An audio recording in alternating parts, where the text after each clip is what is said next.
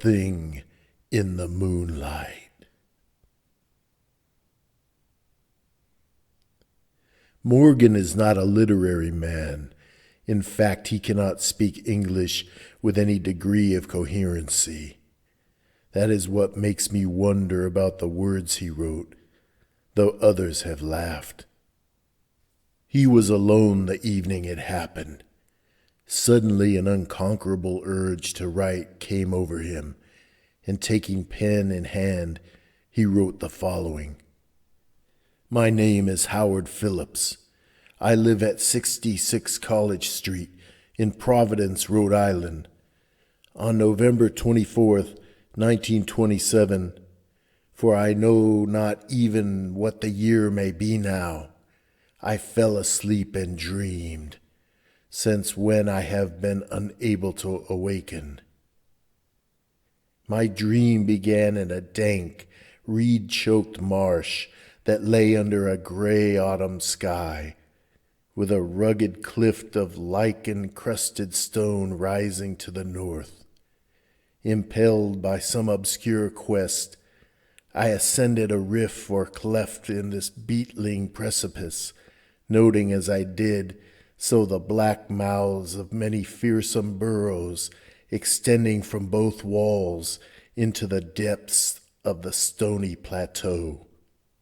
At several points the passage was roofed over by the choking of the upper parts of the narrow fissure, these places being exceeding dark and forbidding the perception of such burrows as may have existed there.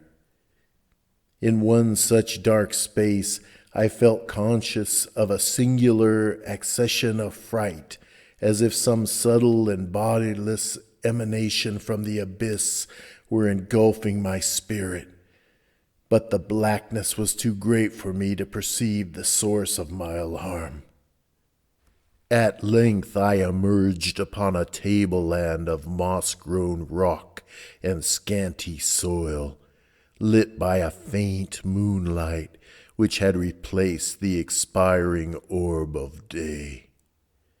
Casting my eyes about, I beheld no living object, but was sensible of a very peculiar stirring far below me, amongst the whispering rushes of the pestilential swamp I had lately quitted. After walking for some distance, I encountered the rusty tracks of a street railway and the worm-eaten poles which still held the limp and sagging trolley wire. Following this line, I soon came upon a yellow, vestibuled car numbered 1852, of a plain double-truck type common from 1900 to 1910. It was untenanted, but evidently ready to start, the trolley being on the wire and the air brake now and then throbbing beneath the floor.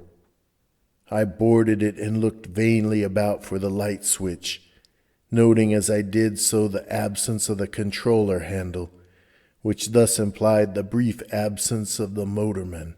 Then I sat down in one of the cross seats of the vehicle. Presently I heard a swishing in the sparse grass toward the left, and saw the dark forms of two men looming up in the moonlight. They had the regulation caps of a railway company, and I could not doubt but that they were conductor and motorman. But then one of them sniffed with singular sharpness and raised his face to howl at the moon. The other dropped on all fours to run toward the car. I leaped up at once and raced madly out of that car and across endless leagues of plateau till exhaustion forced me to stop. Doing this not because the conductor had dropped on all fours, but because the face of the motorman was a mere white cone tapering to one blood-red tentacle. I was aware that I only dreamed, but the very awareness was not pleasant. Since that fearful night, I have prayed only for awakening, It has not come. Instead, I have found myself an inhabitant of this terrible dream world. That first night gave way to dawn, and I wandered aimlessly over the lonely swamplands.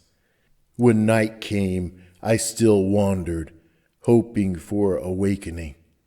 But suddenly I parted the weeds and saw before me the ancient railway car, and to one side a cone-faced thing lifted its head and in the streaming moonlight howled strangely. It has been the same each day. Night takes me always to that place of horror. I have tried not moving with the coming of nightfall, but I must walk in my slumber, for always I awaken with the thing of dread howling before me in the pale moonlight, and I turn and flee madly. God, when will I awaken? That is what Morgan wrote. I would go to 66 College Street in Providence, but I fear for what I might find there.